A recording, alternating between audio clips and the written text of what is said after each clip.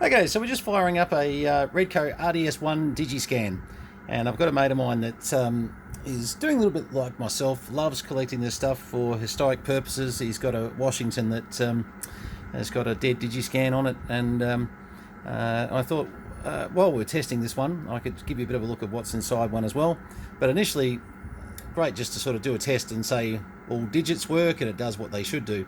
So 28045 down to 26 megs from memory, 25.9 something.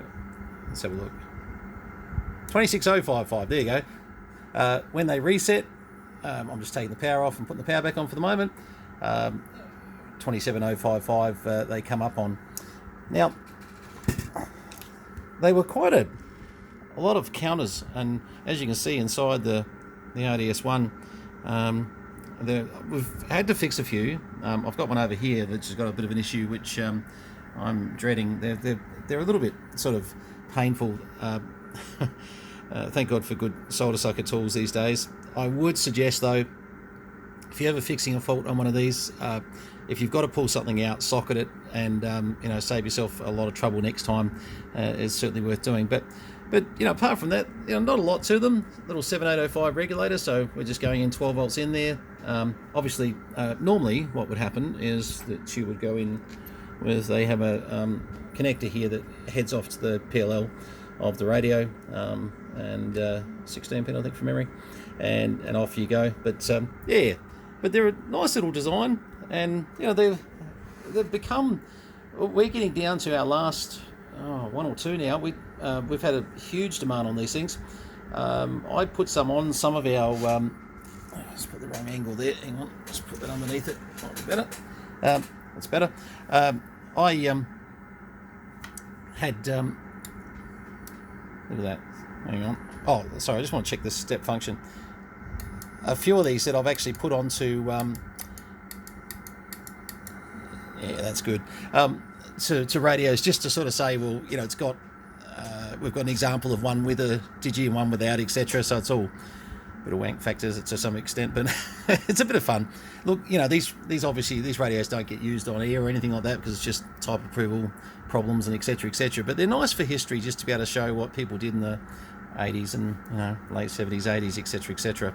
Anyway, that's the RDS1. Obviously, the RDS2 was for the the RDS1 was for the 858 chip. The RDS2 was for the PLO 02A, and my mate Brendan, he actually had some very classic ones that were that just did 10 meters as well. I think it went 28 megs through to 30 from memory. It did a 2 meg hit there, and I think he had another one that did 24 megs through to 30. He had a couple of really weird ones that I thought, gee, they're a bit interesting. But what I found out, I suppose we can have a very quick look at, see if I don't blow anything up here while I'm definitely don't blow this one up. My mate Dave will kill me. Right, okay. But as you'll see, when I just hook up in here, and I'm just going to be a little bit careful with doing all this one-handed, but we'll be right. They didn't leave us much to put the positive on, did they? The other one I could just clip on very nicely, but not much of a pin left there. But this one, someone's mucked around with, and as you can see, it's 20 megs. Yeah, that's going to fall off if I do that. Then goes back to 29 megs. It's all over the place, and you can see what's happened on the side here. Someone's been playing. Let me just pull that off for the moment before I blow it up. This one's a real mess. Now what we'll do is we'll socket this area here. Obviously somebody's been playing, and there's a really good chance that we'll replace this chip and this will come good, but we've had them sometimes where they've had counter issues as well, but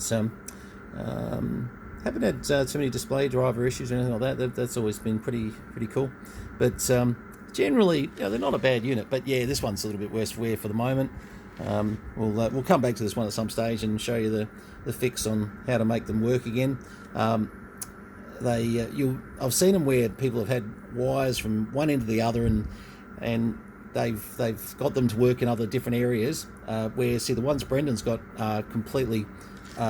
Look, they were actually labelled RDS10s, I think, from memory, and they were, fit for purpose. I think what people have tried to do with things like this is tried to make them into something that they're not completely, and I'm sure, you know, if you work out the counters and etc., you can make these things do whatever. I mean, it's really just addressing the PLL. You know, it's switching in, like we discussed the other day.